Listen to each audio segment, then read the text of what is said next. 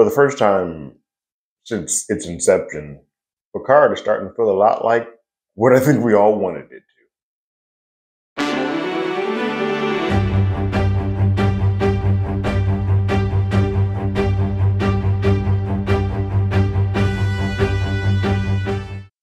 Hello, everyone. Terrence here with Hollywood Already Did It. If you haven't already, go ahead, like, share, subscribe to the channel, leave a comment, ring that bell below. Anytime we have something, you will be among the first to know. Second episode of the third and final season of Picard is here, called Disengage.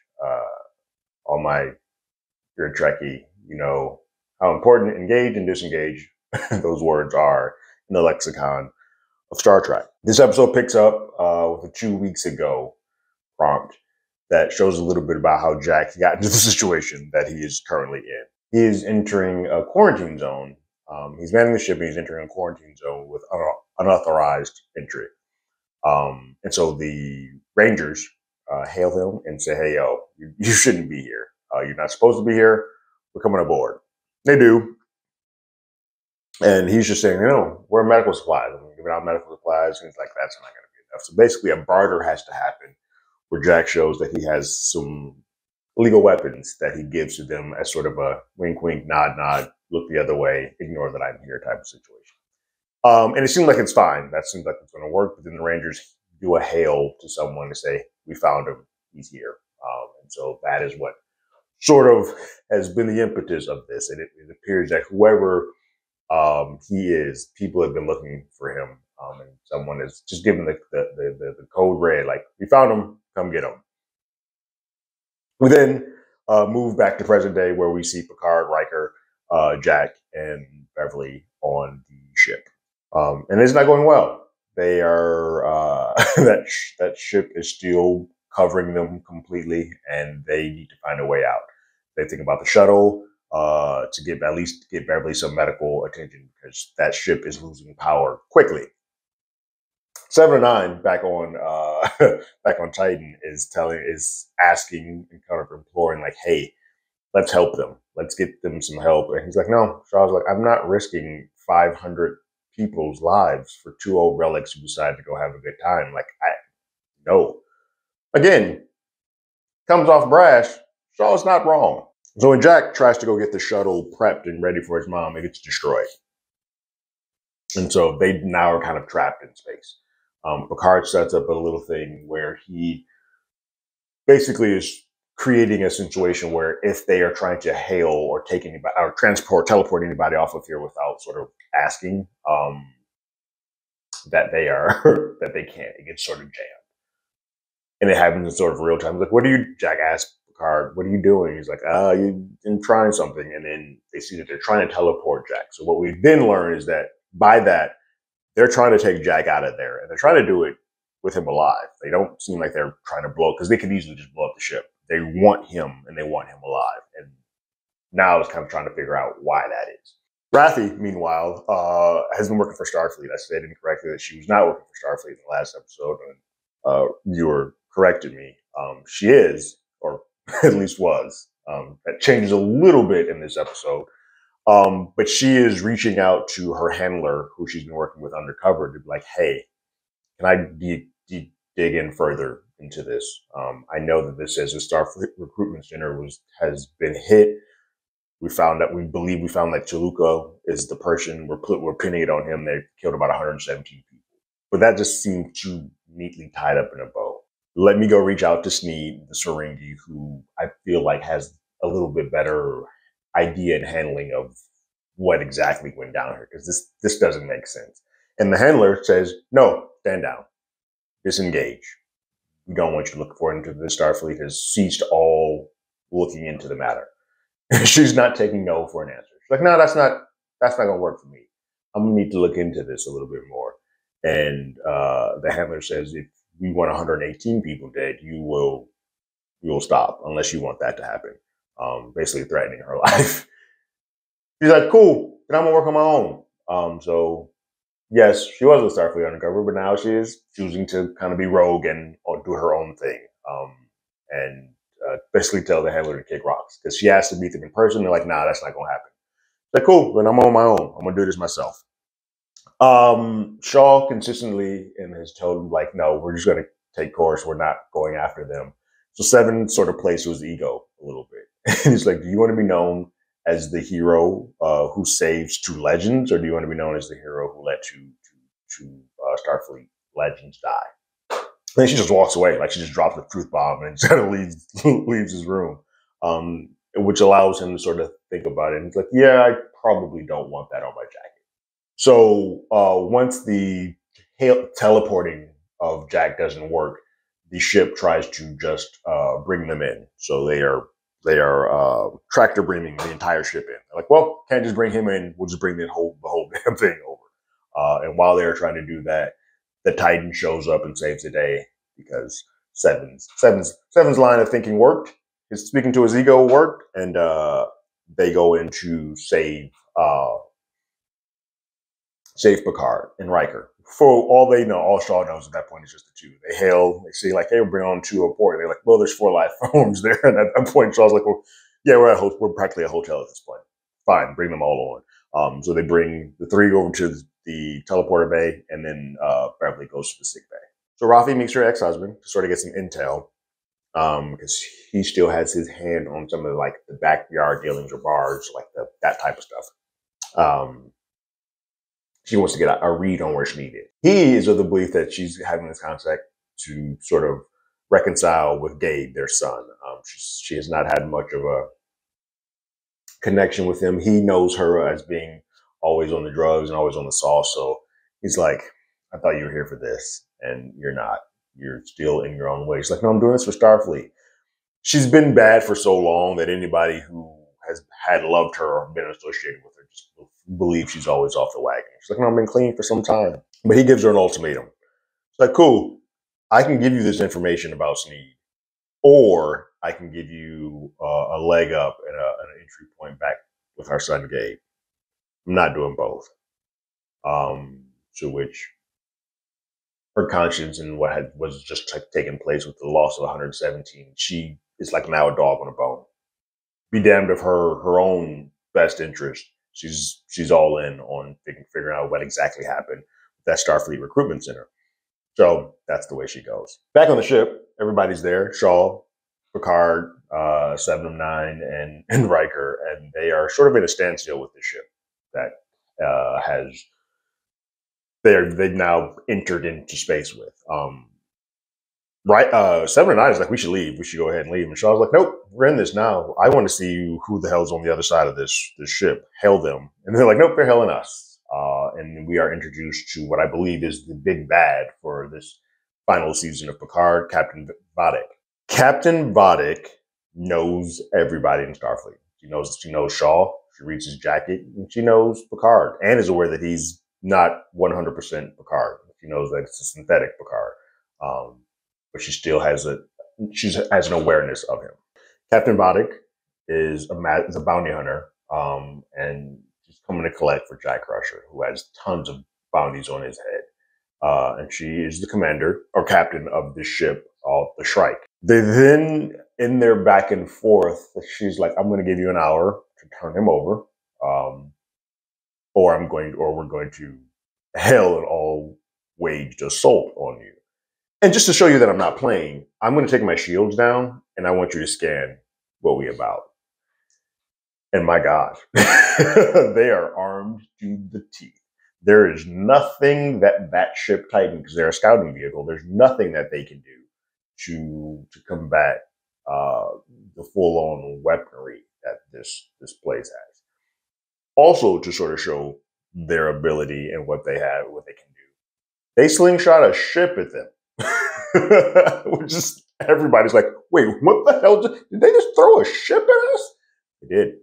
And it just shows you the full power of what they can do and how unarmed and unmanned the Titan is in comparison to the Shrike. So at that point, they're all look at Crusher and like, ooh, Jack Crusher, and like, what the hell have you gotten us into? Like, who are you?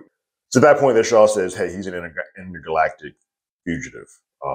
I've looked up his jacket. He's got multiple things. He's gone by multiple names. Put him on the brig. He's under arrest. Put him on the brig. We're going to hand him over in this time because I'm not risking 500 souls, 500 people. He's always looking out for his entire team. Like, I'm not risking all 500 of these people for the two of you and this guy. Like, he's going. We're giving him back. He also relieved 7 of 9 of her duties. Like, you are relieved of duties for insubordination, because he just feels like you helped them. You gave them the shuttle. You helped them too much in this. But Picard kind of was like, hey, look, there's something more to this. Let me talk to him. We can't be the people that just hand over a human to a terrorist. That's not how Starfleet works. We have conversations. We talk. He is still a person. And Shaw's like, you got 30 minutes to make this happen. You got 30 minutes to talk to him, figure it out. Otherwise, we're giving him up. We're giving him back to him. Before he goes to talk to Crusher, Riker is sitting there with Picard like, and he said this earlier, like, do you not see what I'm seeing? Because I'm seeing it. And I know you're seeing it. You got to be seeing it, right? And he's basically insinuating that Jack Crusher acts a lot like and has a lot of mannerisms and resembles a little bit of a young Picard. And he's saying that you're not saying it. You don't want to say it. But I think that's your boy. And Jean-Luc just kind of ignores. He's like, you can't insinuate like stuff like that. Like, stop. So Picard goes to talk to Jack and is just having a convo first about just his life. Like, you've done this, you've been here, you've stolen from here, you've done this. Why? How did you get all here? And then he insinuates and asks, like, who's your father? And he's like, I've never had one. Now, what's amazing to me is that the way that he interacts and the way that he says what he says after this is that Jack is fully aware that Jean-Luc's his dad. And some of that is because you can see how much information he has about him. He knows the vineyard. He's been keeping tabs on him in the event that he ever felt like he wanted to have a conversation with him. On the flip of that, though, he is very much willing to save his mother. So he's like, hey, if turning me in saves this ship, thus my mother, then I'm all in. So be it. Also, it stops this conversation with him. You can tell that he doesn't want to get any further into this. He's like, nah, I'm not doing that. I don't want any parts of that. So Rafi meets up with Sneed, much to the chagrin of the handler, whoever that was. Meets with Sneed, and she's going in alone, and which is a terrible idea. She's going in with money, and she's kind of playing her hand like, yo, I'm working for Toluco. That's who I'm working for. And Sneed calls her out. I was like, nah, I don't believe you. I don't believe you're working on. I smell Starfleet. Like, I smell Starfleet all over you. She starts invoking the weapon that Toluco used and the Starfleet being hit. She's just overplaying her hand. And Sneed's like, nah, I don't believe you. The only way that I will believe you, however, is if you take this drug, which I think he called the Splinter. Take this drug, then I believe that you're not on Starfleet and things are on the up and up. And you know, this is a big thing for Rafi. She's been clean, and it's hard. This is going to be rough, but she has a mission and she wants to follow it through. So she takes the drug, and it is pulling her apart and putting her back together, as Sneed said. Sneed then informs her, I don't smell Starfleet. I knew you weren't working for Toluco because I got Toluco's head right here. Like, I killed him already. He's dead. So you definitely ain't working for him. So you've been full of crap. So I'm going to take your money and then I'm going to kill you. And he's about to make a move on doing so. And then all of a sudden, she is saved. And we see a very familiar silhouette come in and start slicing pokes to holy hell. Then this silhouette lifts Rafi up and we get a look, and then it's Worf, our old friend Worf, back. And he says, I told you to stand down, told you to disengage. So Worf was her handler. So another TNG member put back on, but it was cool to see Worf. Still got it. He put the business on all of them. Time's running out for Jack. It's about 15 minutes left. Picard goes to Shaw and says, hey, look, we cannot be these people. And while he goes to talk to Shaw, Riker has another idea. And he goes and get the vitals on Crusher to just make sure that she's going to be okay. She's heavily sedated. He just checks, like, is she going to be fine? The doc says she's going to be fine. She's just sedated. And at that point, he's like, cool. He goes, I'm going to wake her up. He gives her drugs to kind of bring her out of her sedation. Jack also escapes the brig. Man, smart. He gets out of there. He escapes the brig, and he is trying to get off the ship. 7 of 9 finds him and kind of they're having a standoff, if you will. And we've hit that crunch time. We're a minute in. Nothing else can be done. Vladek hails and says, "Hey, clock's ticking. Let's make this happen." And so we have Shaw, Picard, and Vladek and all of them on the bridge. And he's about to just say, "Let's give up. Let's give up Crusher." But they gotta get a hold of him first. That's why Seven's got him sort of dead to rights, if you would. So then Riker brings Beverly Crusher, onto the bridge, and a super emotional little situation happens. The two of them don't exchange words. They just look at each other, and they just give each other that eyesight look that basically he's asking, "Is that my kid?" And she's like, "It is your kid." And they say absolutely nothing in that moment, but say everything. It's beautifully done. It's at that point that Picard knows what he has to do, and he pulls rank. And he basically is like, Admiral Picard says, "This is what we're doing." And he's like, "We're going to go into evasive maneuvers, prepare for evasive maneuvers, prepare to fire, but we're not getting anything off." And Shaw's like, "What are you doing? Like, why is this so important to you?" And he's like, "Well, that's my son." And for the first time, I think Shaw became human. Like, this is why I don't think anything that Shaw was doing was incorrect. Shaw was like, "Oh, hell." One, rank was pulled, so there's nothing he could really do. But he also kind of acquiesced emotionally. He wasn't as hard. He's like, "Well, I hope you know what you're doing." But he knew that, hey, if this was a situation where it was his kid, he probably would do the same thing. So he gets it. All right, cool. We're in this now. Let's do it. And they fire a couple of charges at the Shrike, obviously doing no damage. And then they make a move of evasive maneuvers and try and escape and go on the run. And then the Shrike happens to follow behind them. Captain Vadek's having a really jolly old good time following. She's laughing, having her smoke. She's ready to go after Picard. And so the chase has begun, and that's how this episode ends. It's interesting in that, yes, while I think Vladek wants Crusher, with all of the knowledge that she has, she's very much aware that that kid is John Luke's kid. So it is going to be interesting to see. I think she wanted both. I think she wants them both. I think she's more so after Picard than she technically is after Crusher, which is why she's trying to bring Crusher and Jack in alive, because she knows that if he finds out, he's going to come full throttle. That's what she wants more so than just to get Crusher, I think. It's going to be interesting to see how Raffi gets back to Picard in some ways. This is going to be a side story the whole time before they all sort of converge in on storylines. But I love the big bad. I love, so far, Vladek feels like that's a formidable foe that they're going to be going after and trying to get out of. And I don't know how they get out of that, considering that that ship is loaded to the teeth and is now just a one-way missile charging after them.